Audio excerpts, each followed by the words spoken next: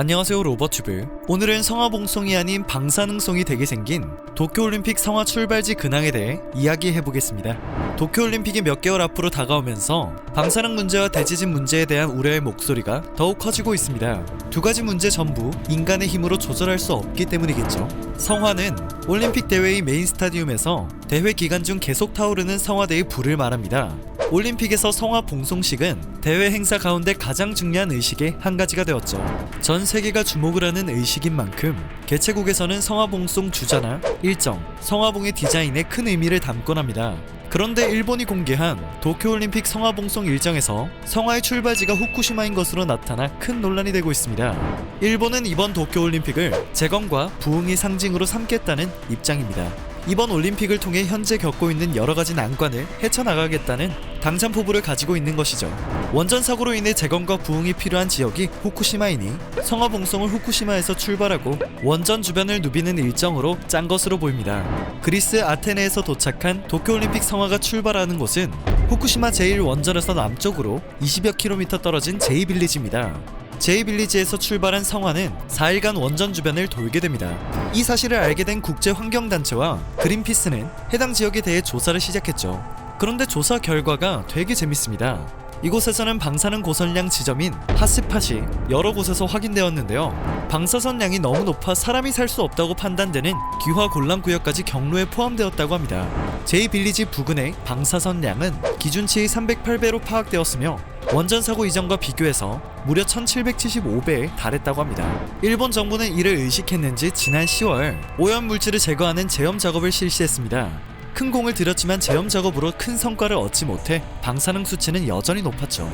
그러다 보니 그린피스는 일본 정부가 후쿠시마 방사능을 전혀 통제하지 못하고 있다고 공식적으로 발표하기에 이릅니다. 지난 1월 6일 한국의 비정부 민간단체인 사이버 외교 사절단 방크는 도쿄올림픽 방사능 안전 우려 패러디 포스터를 페이스북 등의 SNS에 배포했습니다. 그러자 우익 성향을 가지고 있는 산케이 신문은 지난 8일 도쿄올림픽의 성공을 바라는 포스터라고 방크 쪽에서 밝히고 있지만 올림픽 개최에 찬물을 끼얹으려고 하는 방해 의도가 있어 보인다고 보도했습니다. 산케이 신문의 보도로 이 소식을 접한 일본의 네티즌들은 관련 기사에 500여 건 이상의 의견을 남겼습니다. 방크와 한국을 향한 악성 댓글도 많이 찾아볼 수 있고 후쿠시마의 방사능 오염도가 서울과 비슷한 수준이라는 억지 주장도 찾아볼 수 있었습니다. 반대로 방사능 오염 사실을 인정하고 우려를 표하는 자조적인 목소리도 상당수 찾아볼 수 있었습니다. 전 세계가 걱정하는 것은 방사능뿐만이 아닙니다. 일본은 여러 해양판이 만나는 지점에 위치하고 있는데요.